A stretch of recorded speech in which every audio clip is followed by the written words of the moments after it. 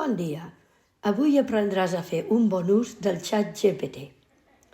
Recordes aquell dia que estaves fent un treball al·lucinant, però que estaves agobiat? Qui et pot ajudar en un moment així? Doncs el ChatGPT, el mag de les respostes.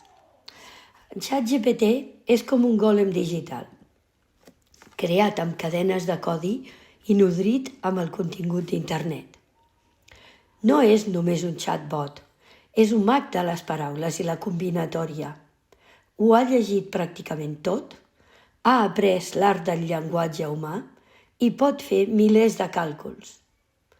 I el tens a la teva disposició les 24 hores del dia, els 7 dies de la setmana. Segurament et preguntes com fa la seva màgia el ChatGPT. Doncs imagina't una biblioteca colossal, farcida amb tots els llibres coneguts per la humanitat. Imagina't també la seva bibliotecària o bibliotecari, el ChatGPT, que t'ajuda amb el que necessitis. ChatGPT explora els seus coneixements i crea respostes que imiten el llenguatge humà. Ja sigui per traduir, per fer acudits, per codificar, per donar-te consells de viatge, pel que vulguis, vaja. Però no pot entendre les teves emocions. Em preguntaràs, això ho fa tot sol? No. ChatGPT et necessita. Necessita que li facis bones preguntes, bons prompts, perquè, saps, hi ha uns quants perills que hem d'evitar. Veuràs, si li preguntes per al canvi climàtic, així, directament, et trobaràs perdut en un bosc boirós, senzillament perquè has fet una pregunta massa general, sense concretar. ChatGPT perdrà el rumb i les seves respostes seran poc clares. L'ambigüitat és el primer perill. L'ambigüitat no és només un repte per al ChatGPT, ens la trobem cada dia. Imagina't que la teva professora d'història t'encarrega un projecte sobre el moviment dels drets civils. Cap concreció. Per poder continuar, has de saber què vols aprendre realment d'aquest tema. Per exemple, quins van ser els esdeveniments claus, a quina època, en quin context, o com van influir en la lluita per la igualtat racial. Si centres la teva recerca, podràs trobar la informació més rellevant pel teu projecte. L'ambigüitat també existeix en les converses diàries. Per exemple, planejant una sortida amb amics, si diem ens trobarem al parc al vespre, no queda clar a quina hora concreta, ja que vespre significa coses diferents a persones diferents. Per evitar confusions és millor dir ens trobem al parc a les 8. Ara tothom sap a quina hora ha d'aparèixer. Per evitar el perill de l'ambigüitat, tens l'eina de la claredat. Per fer preguntes claríssimes, per fer bons prompts, necessites començar les frases amb les paraules qui, què, on, quan, com i per què. Les famoses 5W and H de l'anglès. Has de proporcionar detalls clars i rellevants.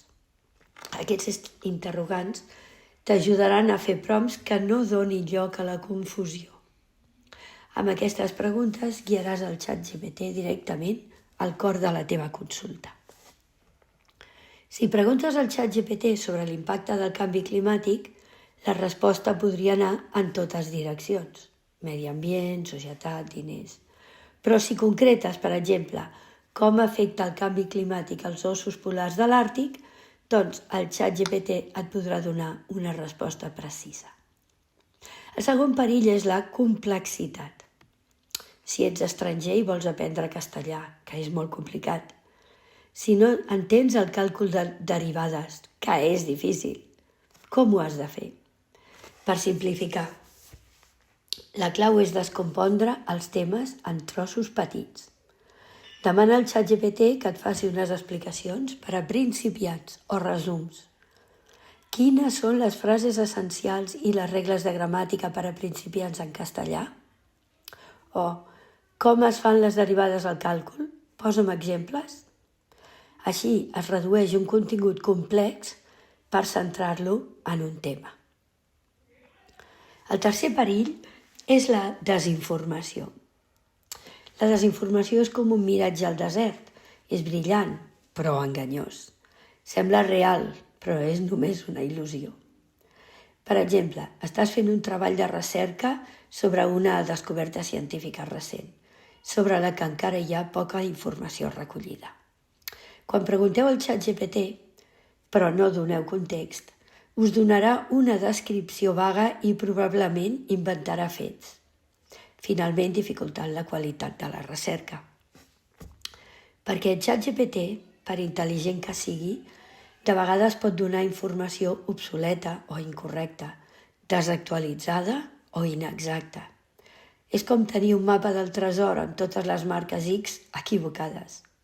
És a dir, no tot el que diu el ChatGPT és veritat. De vegades és fals o inexacte i també té al·lucinacions. Sobretot, quan no proporcioneu el context de la informació que demaneu. Què hauríeu de fer? Creuar les referències. Consultar fonts fiables rellevants. Llegir articles acadèmics que potser encara no han arribat a internet. Buscar fora del ChatGPT. Preguntar a les professores. Ara bé, per navegar pel pantà de la desinformació no només has de verificar els fets, sinó també has de perfeccionar les teves habilitats de pensament crític. Has de qüestionar sempre la informació, avaluar-ne les fonts i considerar quin impacte pot tenir la manera en què s'ha presentat la informació. No pateixis, però. ChatGPT és realment el teu company en aquesta aventura del coneixement. Hi haurà reptes, però amb claretat, concreció, verificació i pensament crític podràs navegar amb saviesa per aquest món.